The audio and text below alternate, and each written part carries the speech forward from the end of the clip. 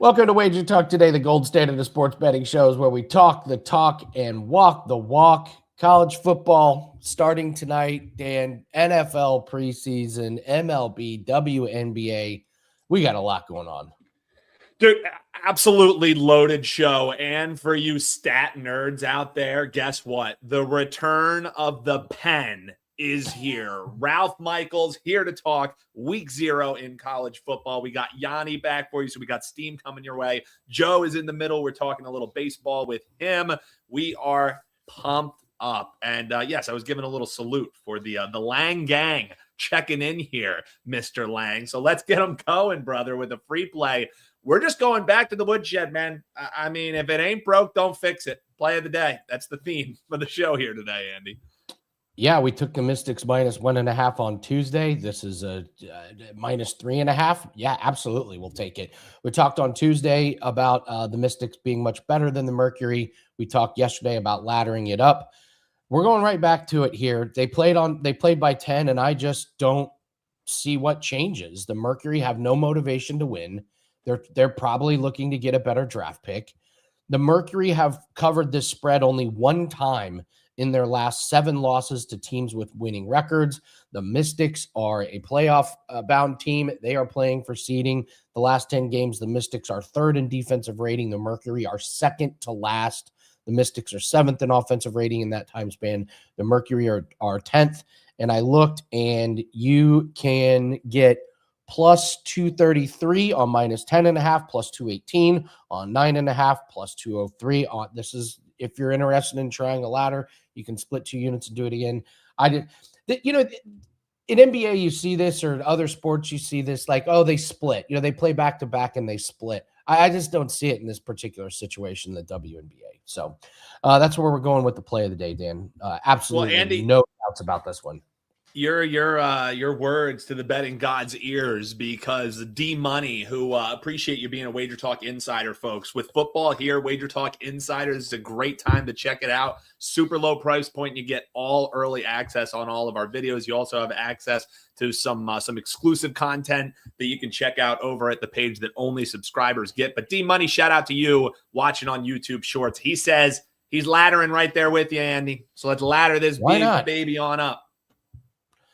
Why not? Why not? So we got some news and notes, but I went and saw the Odyssey yesterday. So at the very end of the show, Dan and I will talk about the Odyssey. So if you haven't seen it and you're going to see it, those are the spoiler alerts that's coming up. If you have seen it, stick around. But we'll do the Odyssey at the very spoiler alerts on the oldest story in like recorded history. You know what I mean? Like, listen. I've read the Odyssey multiple times back in high school, and I don't remember much of the book. You remember the Cyclops things like, but we'll talk about that at the end. So don't worry, folks. Yeah. We got sports betting information coming your way, and then Andy and I get to nerd out at the end. So stick around if you want that.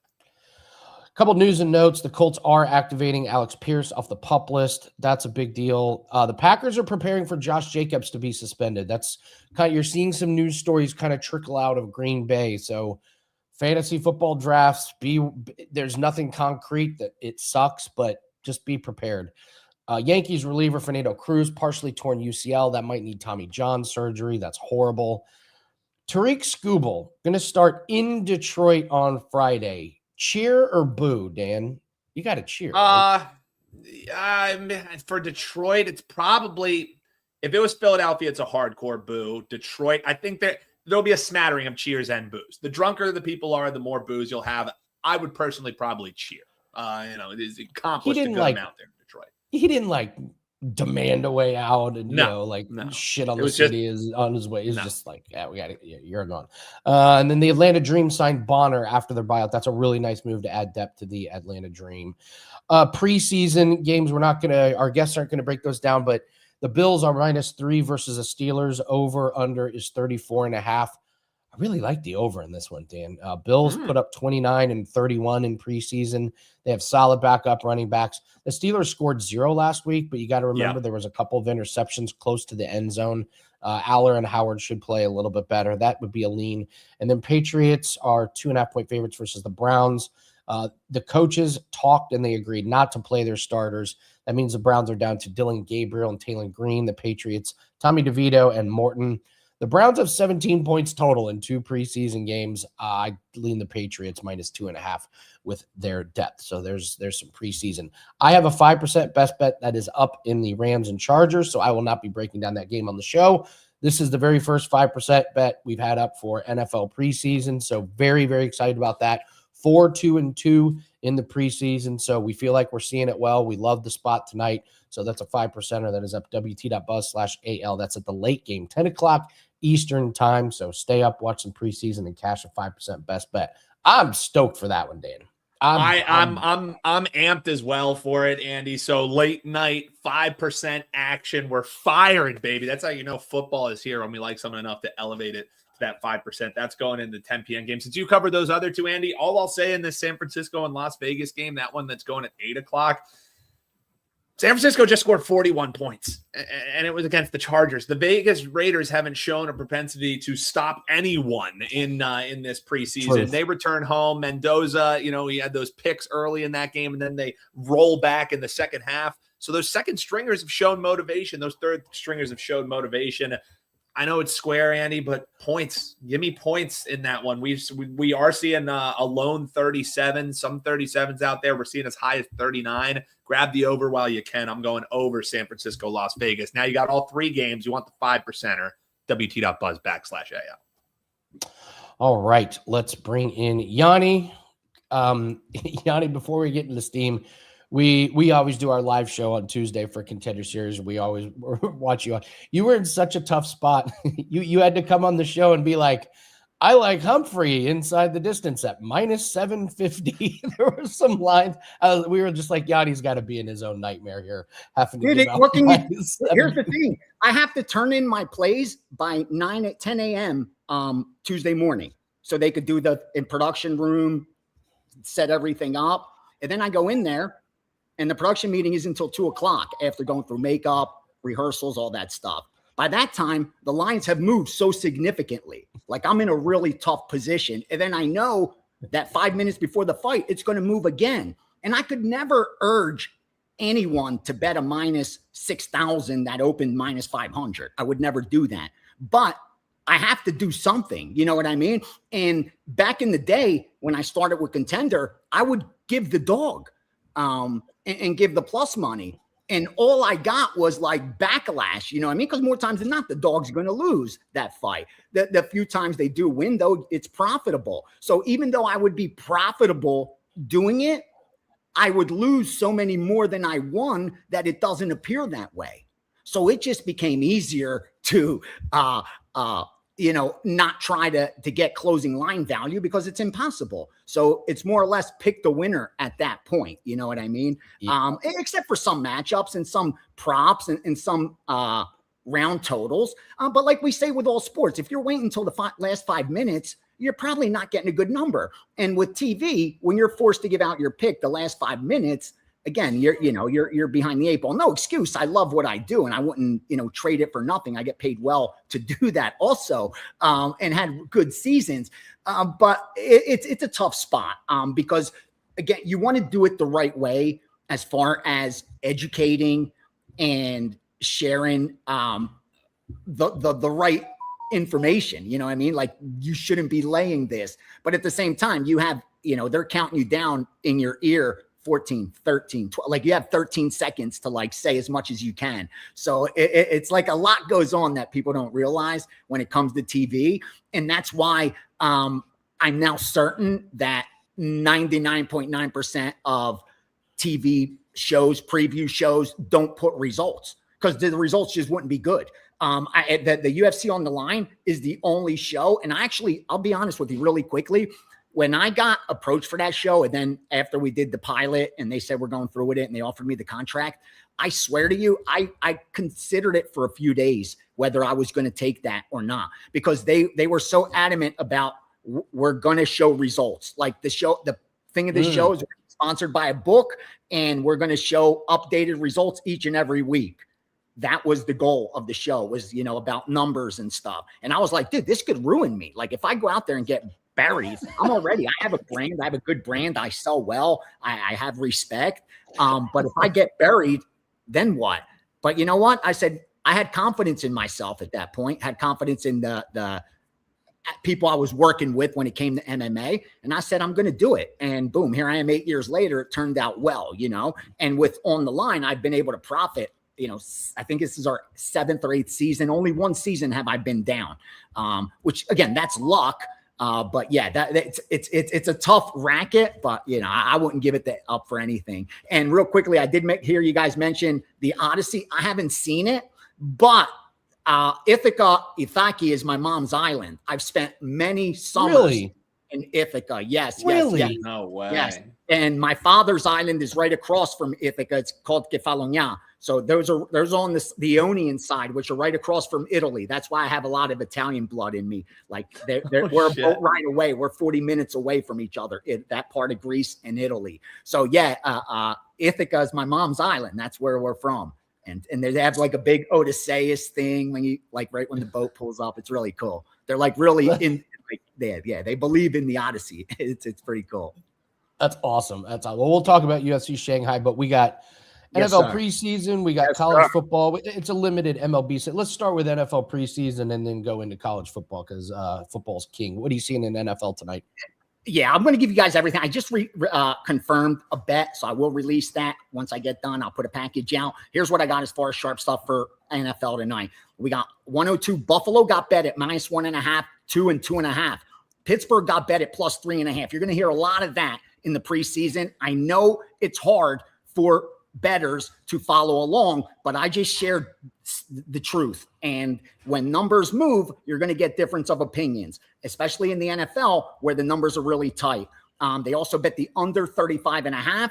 The public's also on the under. So you have the sharps and the under on the public. As far as the side goes, one-sided public money on Buffalo. So they know they could limit some risk. If they go to 3.5, they're going to get Steeler action. So keep an eye on that. Patriots and Browns, one-sided public money on the Patriots. Sharps laid the 1.5. I'm surprised that's not up to 3 already. Keep an eye on that. Why is it not on 3? Right now, 3 out of every 4 bets are on the Patriots, as well as the sharps on the Patriots. Why are we not looking at 3.5? Got to answer that question. They're also betting it over. Public likes that game over. Hasn't moved off that 34.5. Now, Vegas and the Raiders. Another situation where the line moves significantly. No surprise, we're going to get good two-way action. Raiders got bet at 1, 2, 2.5, and even some 3 even money, but it got as high as 4.5, and that's when you saw the San Francisco money come in. So you have the Raiders over here for -1 up to that key number, and then on the flip side, you have the 4.5s and 4s on the 49ers. They also bet the game under 39. It's probably down to 37. I don't have the screen in front of me, but I see the public money's also on the under. Just like that first game, Steelers-Bills, where you have the sharps and the public on the same side. Those totals tend to move a lot. As far as the action is, the public is taking the points with the Niners. So they do like the Niners on that matchup. And finally, Rams-Chargers, once again, significant move. You got the early sharp money on the Chargers at 2, 2.5, 3, 3.5, but it got up to 5, and that's where you started seeing the Rams money come in at 5 and 4.5. And also under at 39.5. Public heavy Rams, public heavy under. So you have the late sharp money agreeing with the public money. That's why this is dropped back down to where it sits right now. And both like the under. So that's what sticks out a lot tonight. 3 games being bet under by the sharps and the public. Steelers, Bills, Niners, Raiders, Rams, Chargers. Public likes it. Wise guys like it. Sides, public's on the Bills, public's on the Patriots, public's on the Niners, public's on the Rams. The sharp side, they're on both ends on some of those matchups. Love this part of the year. That's why we're able to find such gold, such value. I haven't released anything yet in the preseason, but I will. Like I said, I just got confirmation. You touched on college football. If it's a FCS or whatever they're called, these lines move quickly. I released 2 premiums, 2 subscribers. 1 is up for free. I only make these 3% plays. They should be 4% or even higher because some of the best value is on these FCS matchups, but I don't make them big bets because I know there are limits to it. And I want my results to reflect what you could actually do. And I can't be betting 5% on FCS plays because you can't get down that kind of money on it without the line moving 2, 3, 4, 5 points. I'd be lying to you. So I try to make those 2 or 3% plays where subscribers can still get down and even have some leeway as far as what kind of number they're willing to get. We took 10 on Charleston Southern. We laid the 120 even to do so at 9.5. It's worth it to buy the 10, the half point up to 10. It's worth about 22 cents or 12 cents, and you only get charged 10 cents. So you get a discount on the 10 if you're not laying more than 120. So we did take Charleston Southern. I'll give you the other one too, because it only went out to subscribers. I'm not putting up a package. I also took West Georgia over Chattanooga, and that number is still available. You could probably get 3 on it. We're good at 2.5 on West Georgia. So in FCS so far, we're on West Georgia and we're on Charleston Southern. I just gave you both premium plays for college football so far. Awesome. You seen anything for Saturday's games? Ralph's going to be here to break down North Carolina, TCU, and San Jose State, USC. I'm curious is there a lot of handle on this weekend? Like people itching to get back into betting college football? Like I feel like this could be a pretty big bet. Great question. You started seeing earlier in the week, Andy parlayed baseball with the college football for Saturday. WNBA money lines parlayed with Saturday college football. So yeah, Saturday college football will attract a ton of action. In fact, it's going to be the heaviest bet sport for sure. We do have some action already. They bet Florida State minus 29 and 30, and I know they laid the 31 late last night. They took Eastern Michigan minus the 8. They laid the points with USC as well, 35.5 all the way to 37.5.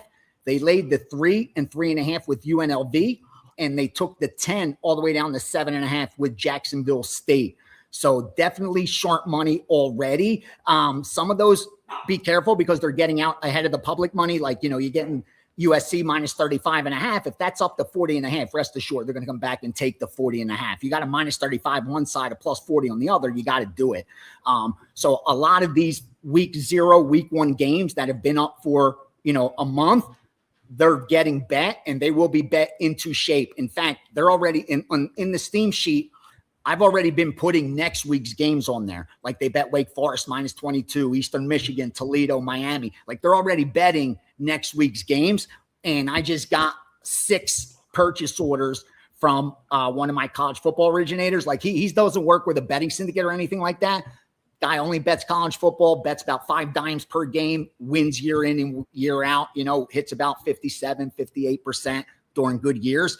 And he actually just sent me 6 or 7 plays for next week. He sent me Nevada plus 3, Tulane plus 10, Miami, Ohio plus 17, Wyoming plus 4, Arkansas State plus 10. Like they're already having me get down, and I love it because I have power rated from team number 1 all the way to 100th and whatever.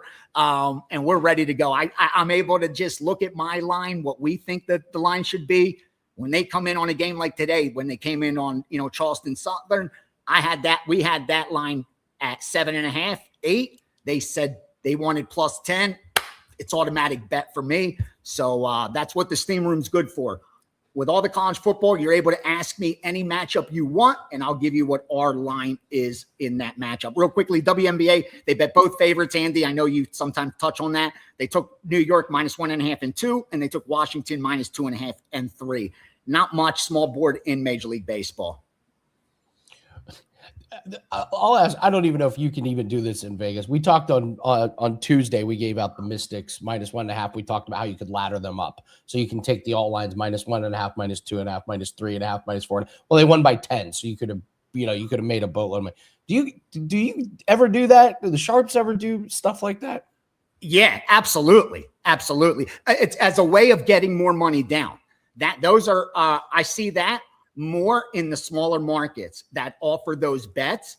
It's almost like I see round robins. When college basketball starts, I see round robins with college basketball totals in the accounts. And the reason for that is they can't get enough money down on straight bets.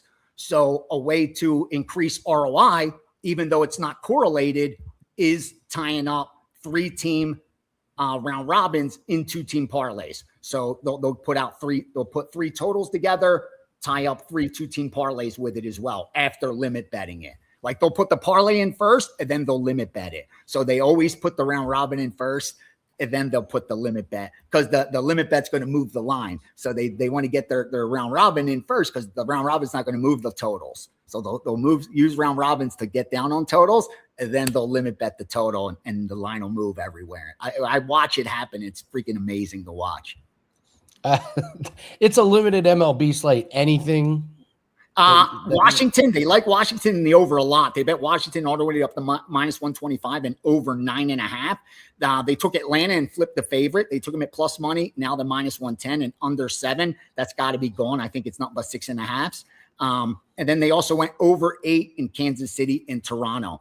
That's what's pretty much sticking out in baseball. Again, it's not going to attract much action today. It'll be the sharps versus the books, with the public money maybe using Milwaukee parlayed with some football, or using the Yankees at home.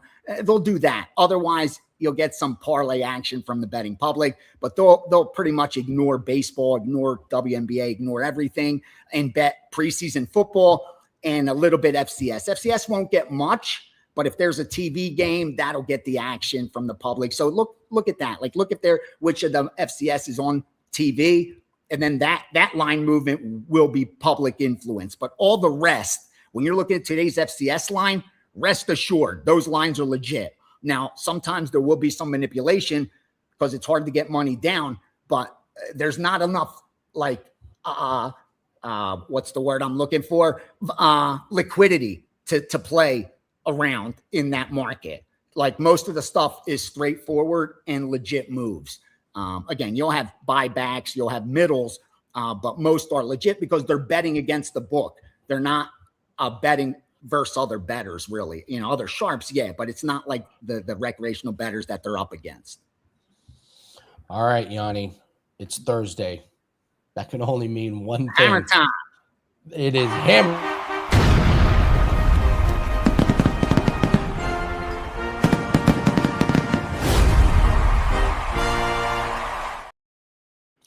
All right, the hammer just keeps on winning on Thursday. So it really does.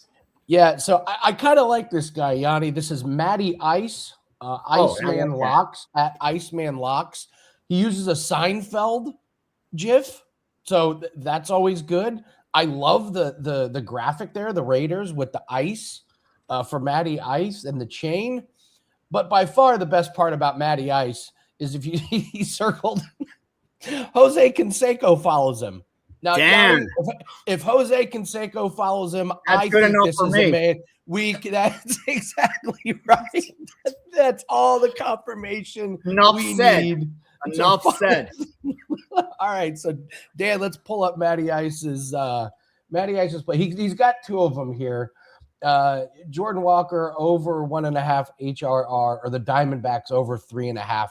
Team total. I kind of like the Diamondbacks team total. Me too, and that sounds more sharp. That sounds sharp. He's going in straight team total over. Yeah, I like that. Hey, it's Matty Ice. He doesn't do anything but sharp plays. So, all right, Matty Ice, keep the streak going. We're rolling with the Diamondbacks over 3.5. Dbacks team total over is what was our Thursday hammer is. Us, as of right now, everybody. As of right now, in the back end, 8 out of every 10 bets are on Arizona. 10 out of every 10 bets are on the over in that game. Let's go. Let's go, Matty Ice. Let's go, Bring Ice. it home, Iceman Locks. All right, yeah. What do you have up for everybody? Oh, I fired a 5% in MMA. Got confirmation, was not going to wait. We got a live dog on Saturday's MMA card. Like I said, you don't need as much conviction to fire on some dogs. We saw dogs jump out last week and get the money. Found a really sweet one this week. Plus money still available, 5%. College Football Pass is up for Saturday. Already 2 plays in there. More will be added. Tonight, released 2 plays already. 2 subscribers.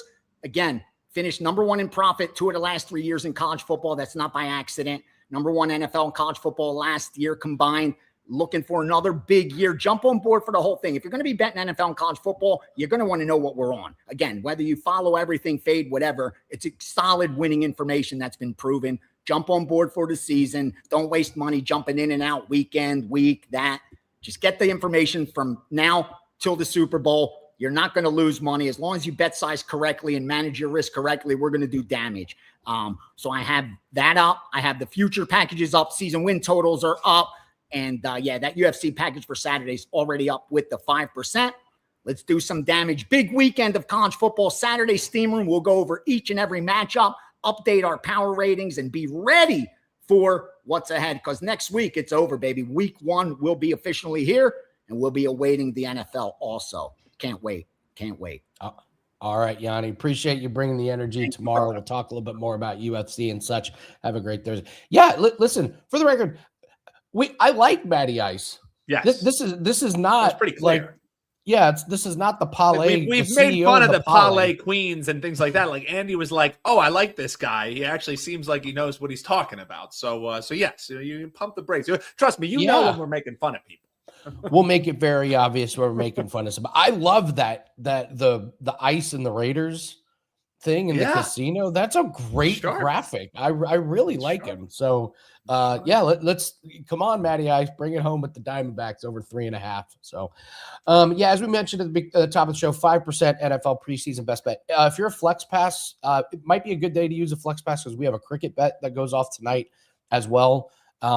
The Mystics play, I did make that a 2% client play, the -3.5. I'm seeing -4.5s already pop up, plus money on DraftKings at 4.5. So you lock that in, but use a flex day pass. You're going to get a 4% cricket play and a 5% NFL preseason. So really excited about that. We dabbled in preseason last year, Dan, and we all said we gotta take preseason more serious. I'm glad we have 4-2-2. So successful preseason, and we'll cap it off with a 5%er tonight. Hopefully get this one home. I feel pretty confident in it. Love the line, and then we'll fire away this weekend as well. So, all right, let's bring in Joe Raineri, and we got to talk some MLB. Wouldn't it be cool if Jose Canseco followed you on social media, Joe? Like, I think he might. Is that a feather in the cap? He owes me money, so he's not going to follow me. That's number one. And number two, I'm just kind of curious here. So Matty Ice names himself after the one quarterback that blew the largest lead in a Super Bowl at 21-3. So I am 28-3. Somehow now supposed to be what was it? 24-3, 28, 21. 28-3. No, 28-3. Well, it was, but at the half it was 21-3, and then New England scored again. But what are we doing here? Are we trusting Matty Ice of all people? Couldn't trust him to hold a 28-3 lead in the Super Bowl.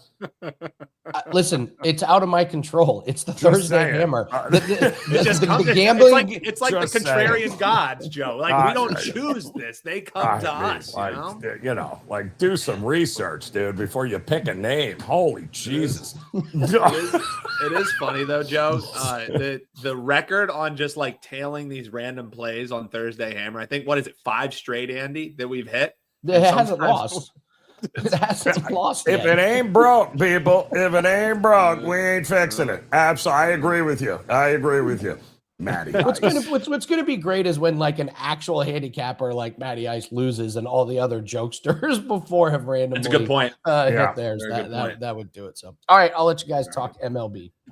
Or what's going to happen is we're going to have 3 runs, and then somehow there's just going to be a crazy comeback, Joe, and then that other run will never come. The bullpen shuts it down. That'll be true Matty Ice form. Yes. All right, Joe. Let's talk. We've talked about in the past week and a half. I think this is now the 3rd or 4th game that we've seen pop up with a 6.5 total. And this is typically something you say, oh, wow, 6.5. This is rare.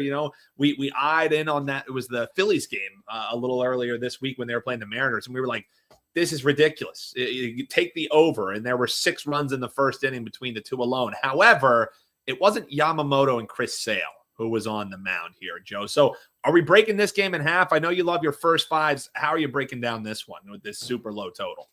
it feels like first one to score wins. I mean, 6.5 is what we're starting to see across the board.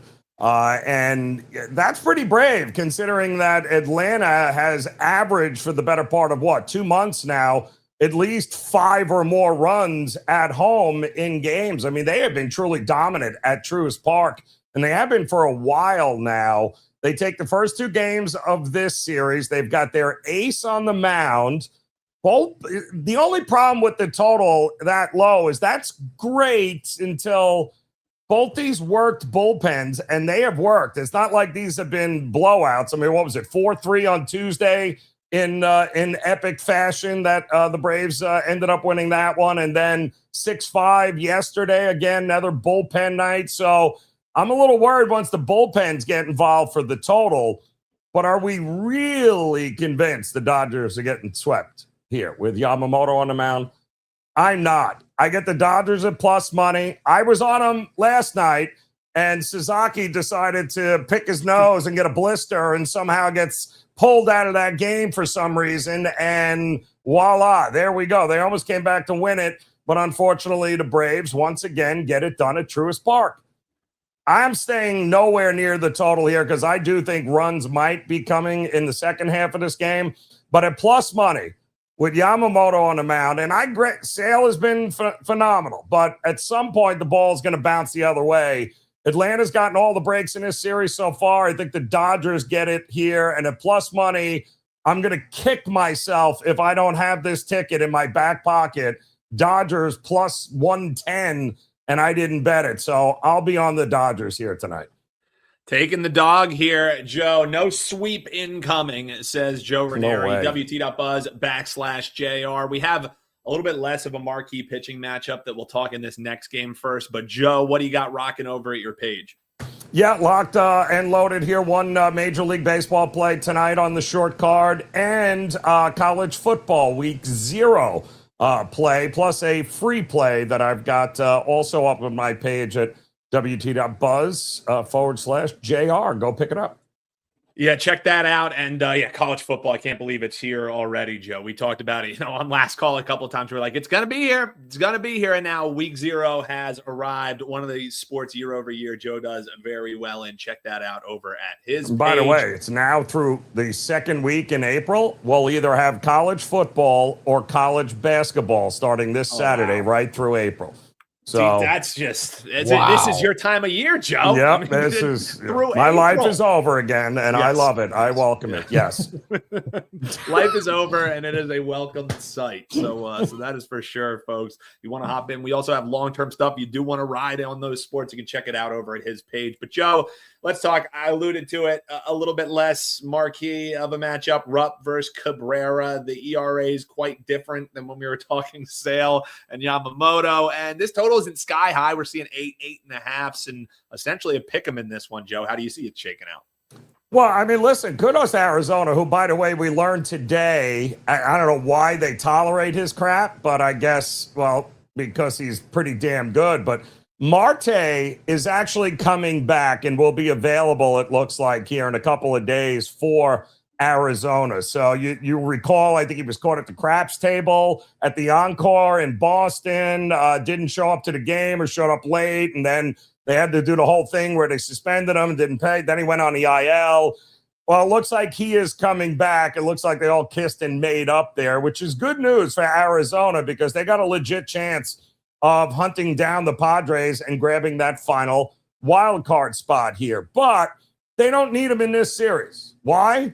They've played 9 times, these two teams this year. Arizona is 8-1 against the Giants. They have outscored them 56-29 in those games.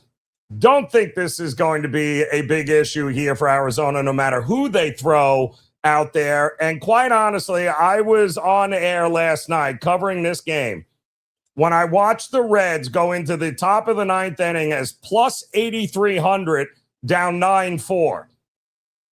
They scored 9 runs in the 9th inning to beat the Giants. I've never seen anything like it. If I'm the Giants, I would have lost a lot of sleep last night. No way can you back the Giants. I don't understand the price. I'll take the better team, by far the better team in Arizona.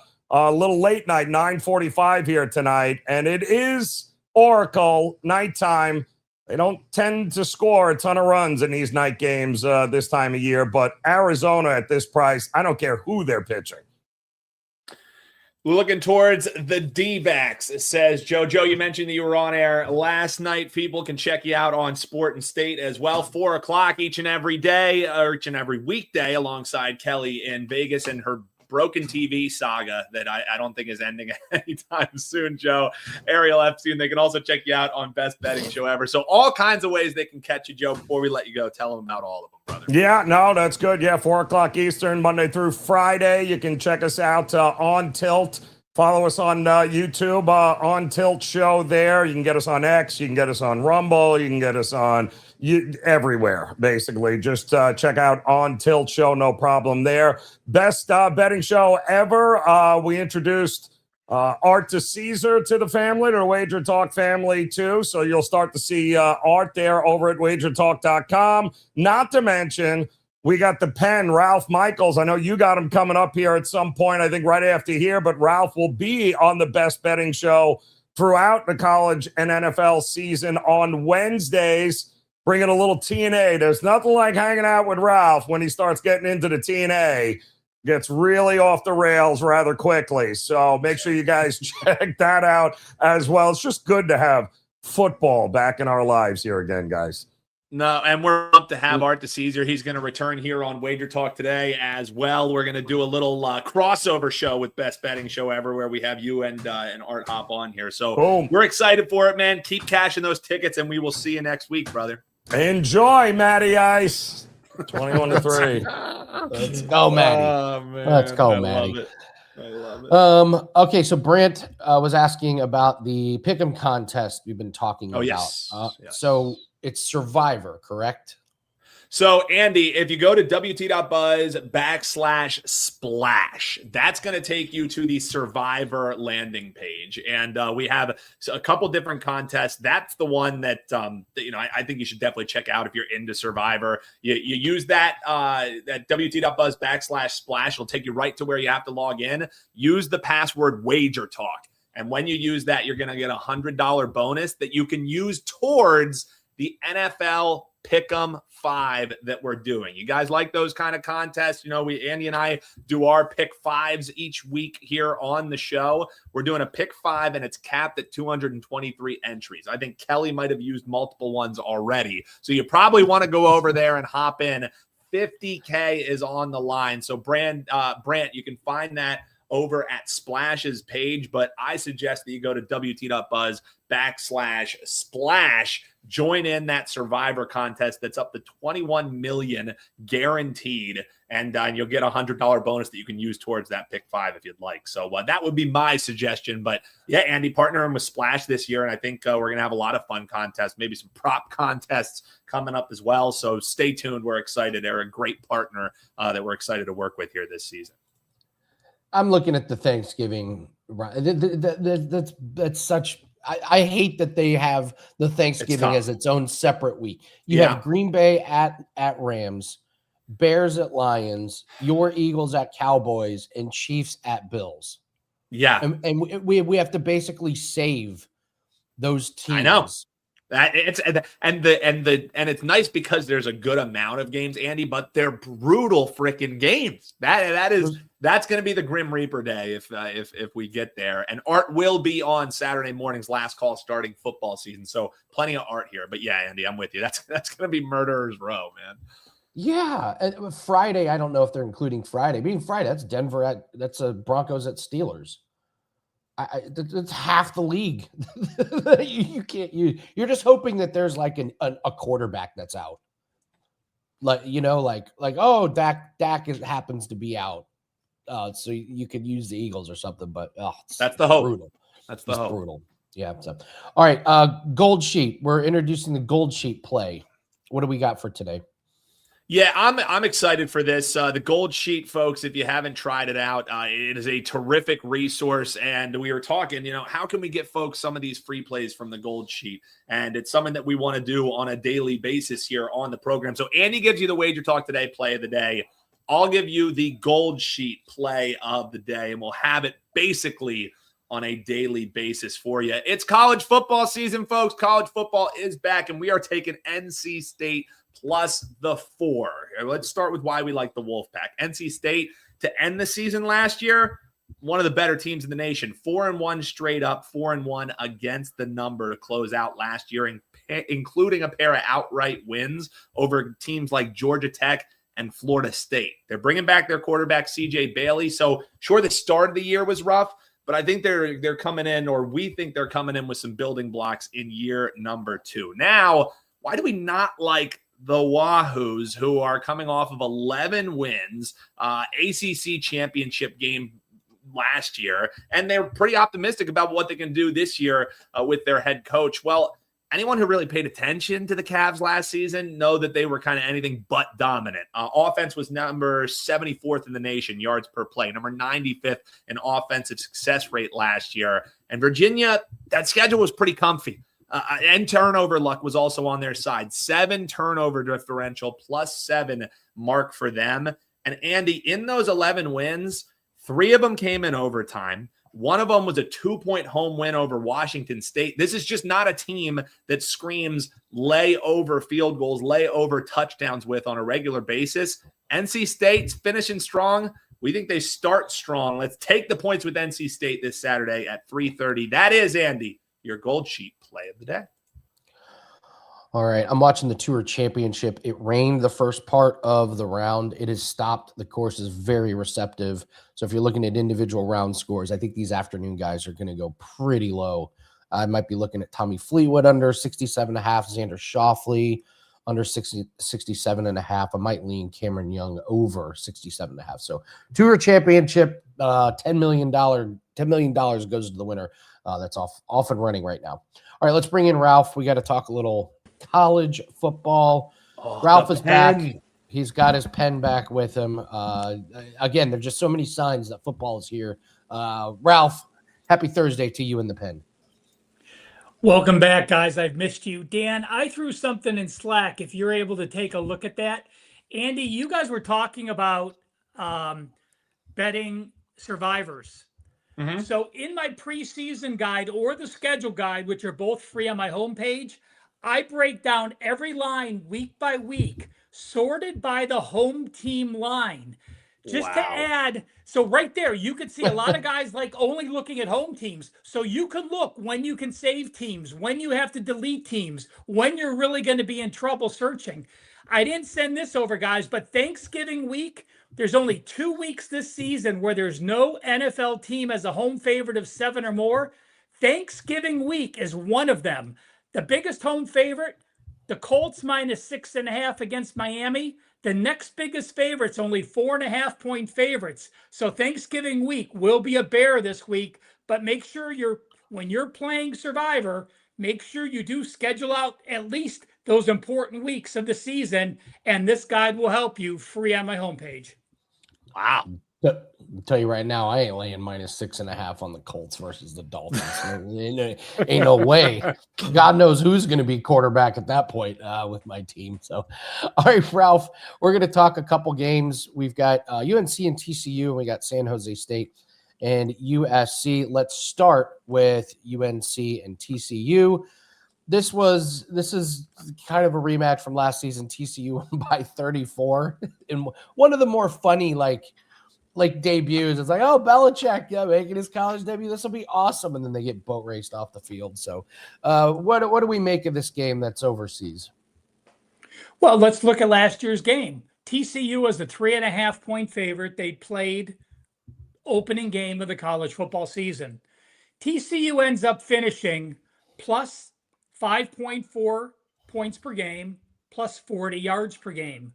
North Carolina ends up finishing minus 5.2 points per game and minus 50 yards per game.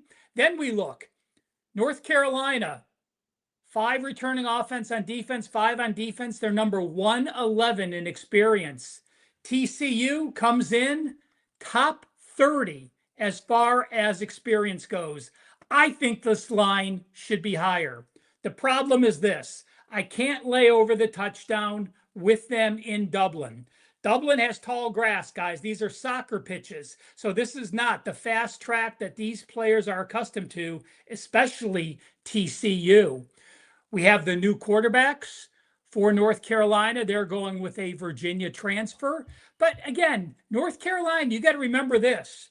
Yes, I'm excited that Bobby Petrino is there as the OC. He will help the OC. But you have a GM that is on leave.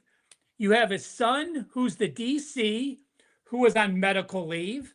You have his wife helping coach these players. I see this as a complete shit show for North Carolina. But as I said, I don't want to get to the TCU side, so I'm going to break down a couple trends. First of all, defenses are ahead of offenses, game number 1 in college football. Over the last 4 years, if you blindly bet every under, you have won 55% of the time.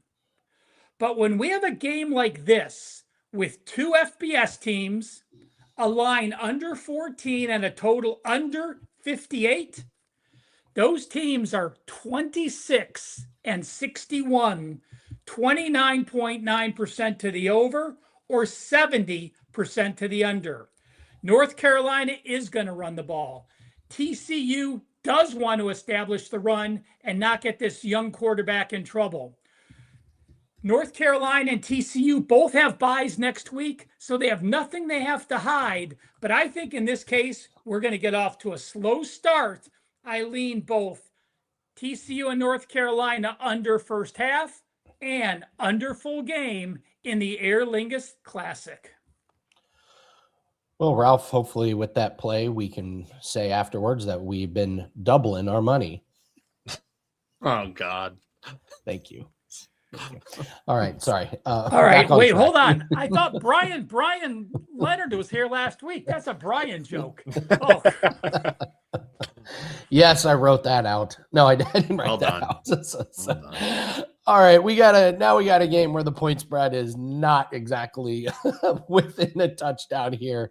This is just a monster spread here on San Jose versus USC. I was kind of looking this game up, and USC hammers bad teams the last few years. Like I was reading against certain teams, their average win total is like 45 points. So we got USC as minus 39. I don't know if that's a key number or not. Over under is 60.5. What do you make of this game? Well, let's look at what Mr. Lincoln Riley has done. 73-13 against Missouri State, 59-20 Georgia Southern.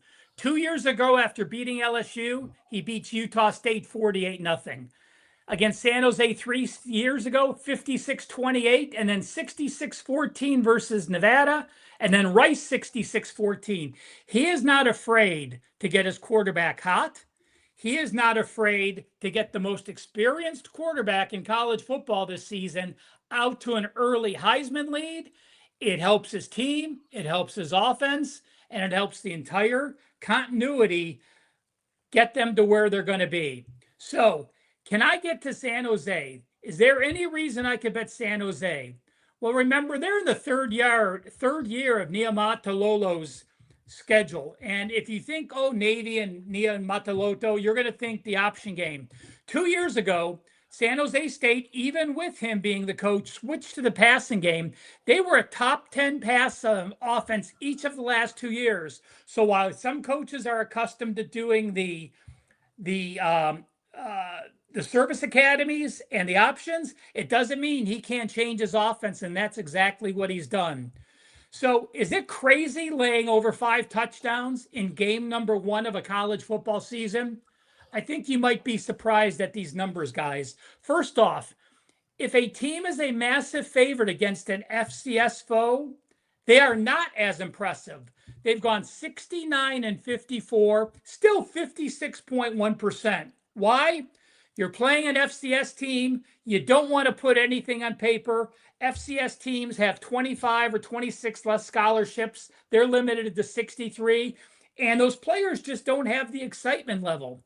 But you're playing a San Jose State team with a very well-known coach since 2013.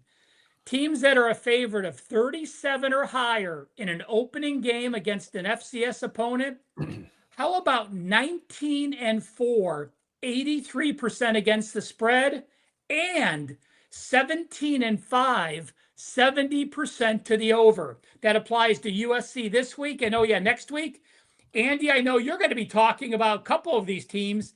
Next week, over 37-point favorites, Indiana, Ohio State, Oklahoma, and Texas A&M. I'm not going to get to the window at USC. I'm not going to get to the over with USC, but the only ways I would play this game is with the Trojans and the over. And with a total of 38, that's a very fair total of 60 for a San Jose State team that will be passing the ball often and may be able to break it out for a touchdown or two. We'll see what happens.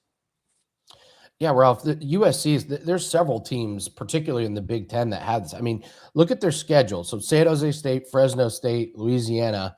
Those are your 3 games to get ready, because after that, it's at Rutgers, number 2 Oregon, number 17 Washington, at 18 Penn State, at Wisconsin, number 1 Ohio State, at number 6 Indiana. Like, you got a few weeks to get your team on track, and then it's just a complete gauntlet. So that'll be interesting to see what they do here.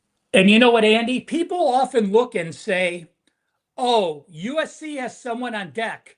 They may not be completely focused. Well, they don't have someone on deck. I think they have Fresno State on deck. But people never look at the underdog and say, do they have someone on deck?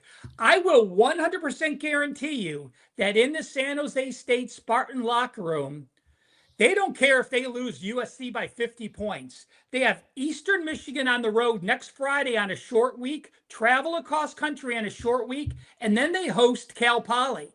They could lose by 100, and if they come off with 2 wins those next 2 games, which are much more important, they'll be 2-1 and set a whole different standard for this level. So just because you have a dog that's massive doesn't mean you don't have to look at their look ahead. Many times early in the season, it's more important to look at it who a dog has versus who a favorite has, because they have a winnable game their next 2 weeks in the offing. If you take nothing away from the show today besides that point, I do that all the time. Make sure you look at the big underdog and see if they're motivated next week. Yeah, good stuff. Ralph, that's great stuff. What do you have up for everyone? I know we got some specials. We got college football. What do you have up for everybody? One small nerfy play, and again, I'm not really a baseball fan, but I found this great niche in no run first inning. I do a first inning report every day. It's free on my homepage. I have a small 2% nerfy for today, but I'm number 2 in MLB action the entire season, just using nerfy plays. So don't be afraid to step on a limb and say, hey, I don't need to bet sides. I don't need to bet totals. If you find someone that works, stick with it no matter what it is. The markets nowadays open up so many opportunities for all of us. Take advantage. Ralph Michaels, awesome to have you back for football season. Thanks for joining us, Ralph. We'll have a great weekend, and we'll see you next week, brother. Appreciate you. Thanks, guys. Appreciate it. Thank you very much. Yeah, and Andy, people can see Ralph on the weekend as the Blitz returns this Saturday morning. So, a lot of folks have reached out to us over the years and said, hey, we want more content on the weekends. We want more content on the weekends. Andy and I aren't doing 7 days a week. I'm sorry. I mean, as much as we love you guys, Andy does all his live streams, all that good stuff. But starting this Saturday, 9 a.m. total bases, 10 a.m. The Blitz with Ralph Michaels alongside Brian Power and Ross Benjamin, and then 11 a.m. Last Call. 3 great shows, 3 live chances for you guys to get in the comments, ask your questions about whatever games you want to hear, and that's how to start your Saturday mornings, Andy. So the Blitz is back this week, baby. I love it.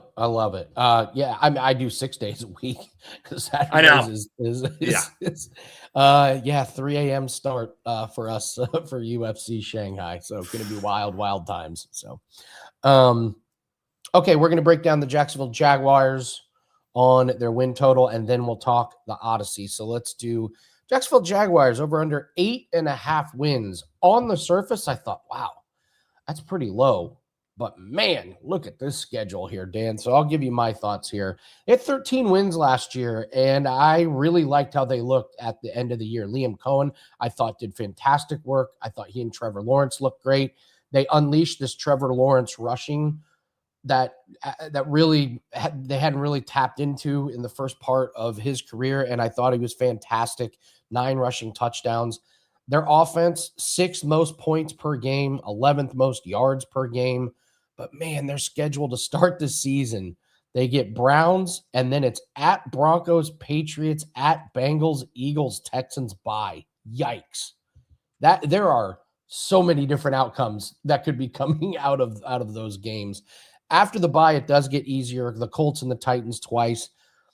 Knock on this team is your offensive line. PFF has them ranked 30th. Yep. PFF does not like what they have for there.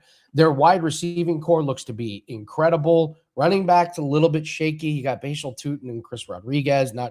It's not the most confident backfield. Their defense played incredible last year. Huge improvement from 2024. They were 11th in yards allowed per game, 8th in points per game allowed, 5th best QBR allowed.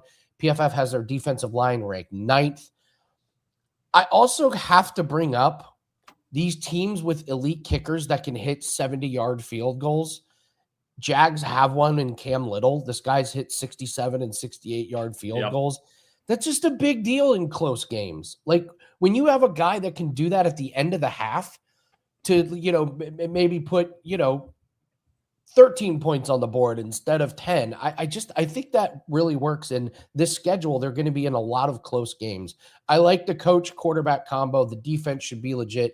It's a really, really tough schedule. I'm a believer in them. It's a very slight lean to the over. I think they can get to 9, possibly 10 wins if the schedule breaks right for them.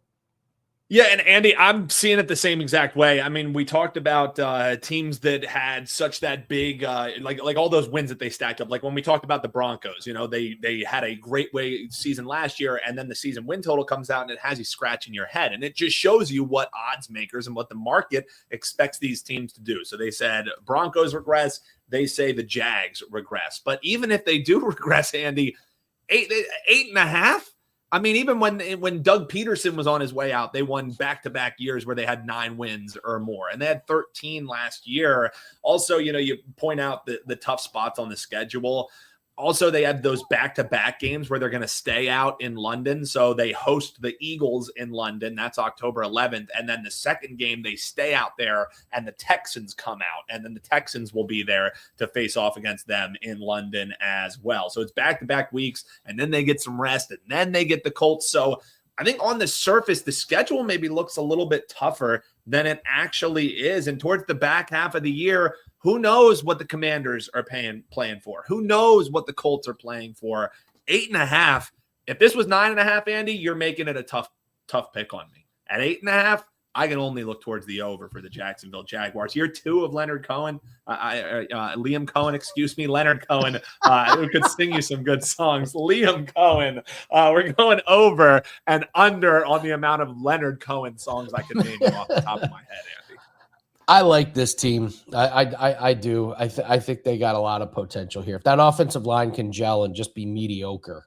Yeah. All right. We're liking the over. So, okay. Yep. Dan and I are getting ready to talk the Odyssey. So if you don't want any spoilers, now's the time to leave. Before you leave, 5%. Best bet is up in NFL preseason tonight. It is in the late game. Absolutely love the play. Go grab that. It's our first NFL 5% play of the preseason. 4-2-2 is our record. We feel great about that one. We've also got a cricket play that goes off tonight, I believe about 7:00 Eastern. So really, really good day to use a flex pass on us to get ready for the weekend. Okay, time to talk the Odyssey. So it was incredible. It was just like you said, it's 3 hours. It does not feel like it's 3 hours. Incredible pacing.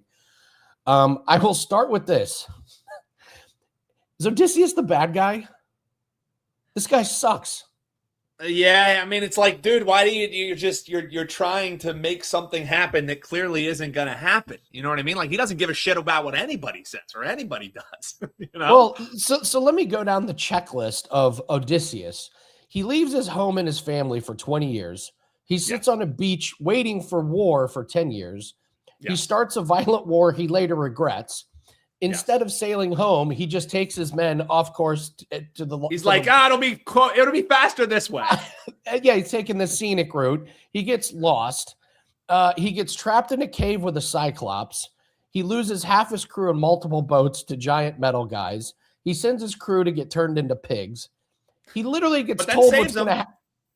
He does does save him. Okay, that's one redeeming quality. He gets told what's going to happen in the future, can't stop any of it. His entire crew dies.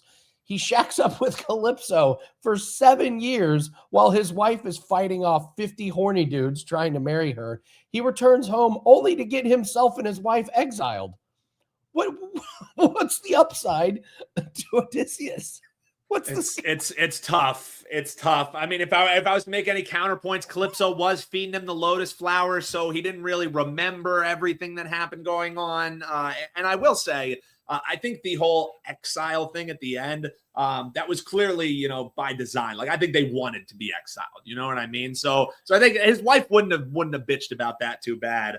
But yeah, as you look back, you are kind of like, this guy pretty much makes every wrong decision at every single turn, but he just comes home and beats the shit out of everyone. That final scene where he has like the arrows coming out of his back, like that was pretty badass though. That redeemed everything when he takes on a room of 50 dudes and beats the shit out of all of them. I've never seen a main character make the wrong decision at every turn. Every chance he had to make a decision. Even the god is literally, it was an open book test. They tell him the future, and he's literally just like, nah, screw that. I defy what you guys tell me. All right. Okay. How old was this dog? You do the math. This dog was 30 years old. The oldest dog to ever live, and he was pretty old, when he left them. And I'm just saying, I don't think they had the best medical veterinarian care around there. So it was just the love of Odysseus that kept him alive. It was the love, Andy. Okay. I got to be honest. I really liked the bad guy. I agreed with all of his points. What was he being so wrong about? He's there like, hey, we don't have a king. Kind of need a king. We need a king. And they're like, oh, this guy, what a bad guy. It's like, I don't know, man. Just because he was Robert Pattinson. He can't win. He can't win. I thought he had some pretty good points. I actually agreed with the bad guy more than I agreed with Odysseus. Like when the bad guy is like, hey, we haven't had a king for like 10 years. We need a king. I'm sitting there being like, yes. When Odysseus is like, let's go in this cave. I'm like, no, don't go in the cave. No, don't do that, you idiot. What are you going in the cave? And by the way, the poor Cyclops is there minding his own business with his sheep and his cheese, and Odysseus has to come in and ruin it for everybody. I felt bad for the Cyclops. Dude, I'll tell you what, that scream that the Cyclops lets out was one of the most horrific noises I've ever heard, and it goes on for so long. It like scrambles your brain, dude. I don't know how they did that, but they're going to win awards for like sound mixing, set design. I mean, it's just award gold. I have a lot of questions about sailing in those wooden boats with oars across the ocean. This is in every movie. Like, you're like, hold on. I've been in Rocky season a gigantic cruise ship. Now you're telling me you guys with ours are going to make you guys make it half. No way, not one day. My wife and I were laughing when the metal guys destroy the boats. Yeah. And then just later on in the movie, they had a couple more boats. It was like, where's those boats they just found them. They found them and built them somewhere. Yeah. We did see it in the 70 millimeter theater. It was, you did? Yeah. We have one here in Indianapolis. Epic. Yeah. Wow. Unfortunately, our seats we were just a little too close to the screen. I was kind of looking up. So, but I don't know. What were your thoughts on it? I completely agree. I mean, I wish that I saw it in IMAX just because, the epicness of it, but even just seeing it in the theaters, I thought it was terrific.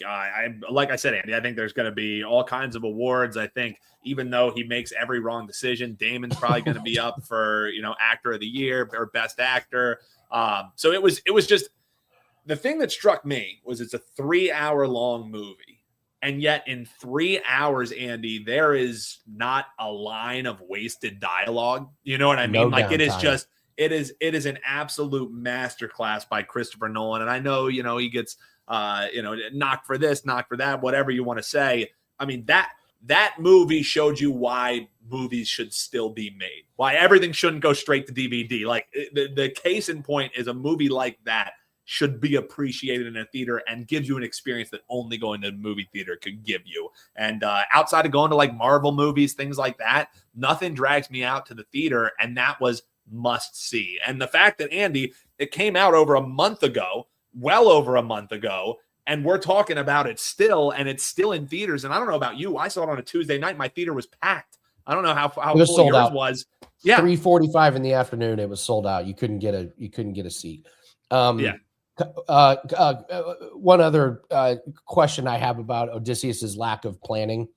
So he was on the beach of Troy for 10 years, right? So you would know that beach inside and out. You would know every morsel of sand on that beach. And then they build the horse to where the tide comes into it and people drown. You couldn't build it a little bit more up on the shore. Like Odysseus, again, every step of the way, just the complete wrong thing to do. So, but that was a masterclass. And yes, that is, make a point to go see it in the theater. Just go. That I don't agree. I thought Obsession was incredible, but I watched it at home. I didn't need to see that in the theater. But this one, agreed. It's too epic. Need to go see it. It was, like you said, 3 hours of no downtime was stunning. And like that, when I told you that beforehand, you were probably like, "Oh yeah, right." But legit. I mean, the way that they tell the story, it's like a different person recounting it. It's perfectly done, dude. It's a terrific film that I would watch over again for sure. Yeah. The other fun fact that my wife was telling me was Matt Damon's stunt double is a woman. And he did an interview and he said a lot of the close-ups on my arms, those are not my arms. No shit. Yeah, it's just a jacked woman. He's like, I'm not doing my own stunts. Are you kidding me? I'm 50. That's amazing. Yeah, the one that arms they thought looked most like him is this really jacked woman that did the stunts. That's epic. That's a good tidbit. I've heard this starting. Well, we'll end the show with this. I've heard little rumblings about this. Is Matt Damon catching DiCaprio in terms of the rankings? It's a lot close. When you go down the list of movies, it's a lot closer than you would think. You go, DiCaprio, go. But Damon's making a run for it.